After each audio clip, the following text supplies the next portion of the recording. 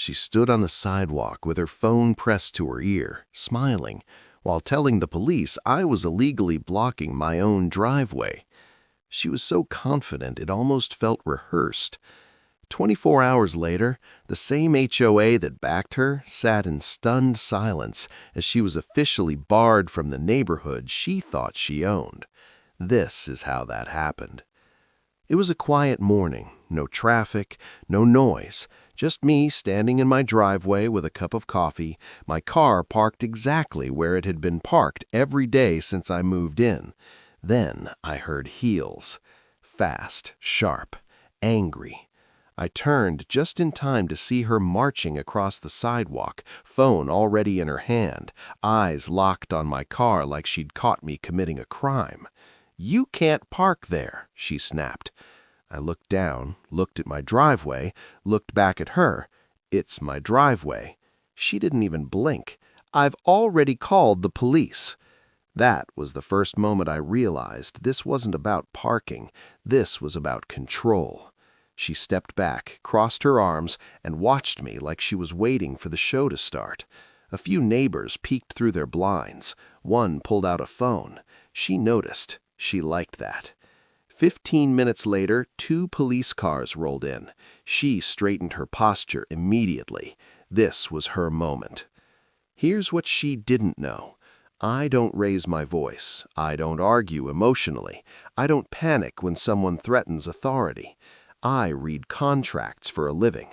I bought this house after a long stretch of wanting peace, quiet mornings, predictable days, a place where my biggest concern would be lawn maintenance, not power plays.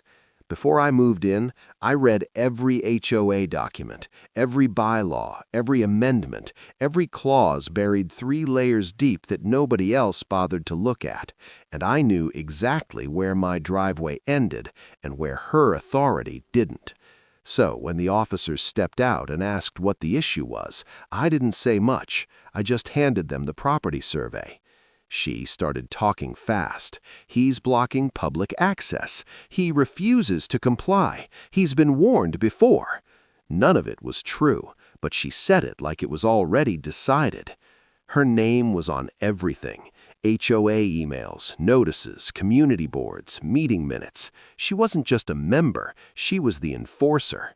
The kind of person who measured grass height with a ruler, the kind who photographed trash cans if they were visible for too long, the kind who treated rules like weapons. Neighbors didn't challenge her, they avoided her. Because every time someone did, fines followed, warnings followed, random inspections followed. She didn't shout, she didn't threaten, she smiled, and somehow that was worse. One officer walked the driveway, the other reviewed the survey. They took their time. She didn't like that. "Well?" she asked, tapping her foot. The officer handed the papers back to me. "Sir, you're parked legally." Her face froze. "That's not possible." The officer explained it calmly.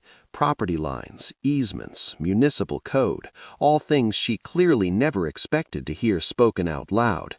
"This driveway belongs to him." Silence. Neighbors leaned closer. Her voice sharpened. "So you're just going to let him violate HOA rules?" The officer looked at her. "HOA rules don't override city law." That's when her smile disappeared. As the police left, she leaned in close enough for only me to hear. "This isn't over." She thought that was a threat. It was a mistake. By that afternoon, the first notice arrived, then another, then 3 more the next morning. Parking violation, landscaping violation, trash can violation, mailbox violation. Some of the rules she cited didn't even exist. Others were applied selectively, only to me. She wasn't hiding it anymore. She wanted me overwhelmed, tired, scared. Instead, I got organized. HOA power only works if it's legitimate. She forgot that.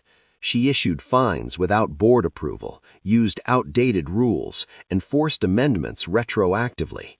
Each notice was documented, time-stamped, cross-referenced, and buried in one citation was the biggest mistake of all. She signed it personally, not as the board, not as a committee, as herself.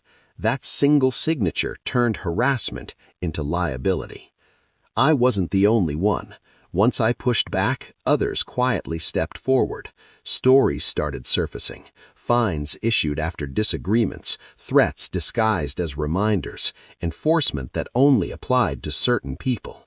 One neighbor showed footage of her measuring his fence at sunrise. Another had emails saved for years. She'd built her authority on silence, and silence was breaking. I filed a formal complaint, then another, then requested an emergency HOA meeting. She panicked. Her emails became aggressive, defensive, sloppy. She demanded immediate compliance. Instead, she got scrutiny. The board had no choice. A meeting was scheduled for the next evening. She had 24 hours. The room was full, too full. She walked in confident, binder under her arm, same posture, same smile. She started presenting violations. Then I stood up. I didn't raise my voice. I placed documents on the table, original bylaws, amendments, enforcement limitations, evidence of selective targeting, unauthorized fines. One by one, board members stopped nodding. Someone asked her a question, then another, then another. Her answers slowed. Her confidence cracked. The chair cleared his throat. "Mrs. Blank, you exceeded your authority." She laughed. Then she realized nobody else was. The vote wasn't close. Her HOA privileges were suspended immediately. Access revoked, authority removed, enforcement rights terminated. She stood there frozen. The neighborhood she ruled no longer belonged to her. She moved out 2 weeks later. No goodbye, no apology, just silence. The neighborhood changed almost instantly. People waved again, kids played outside, complaints stopped, all because one person finally read the rules. Power only works when nobody questions it. She called the police to embarrass me. Instead, she exposed herself. And the quiet she left behind, that was the real victory.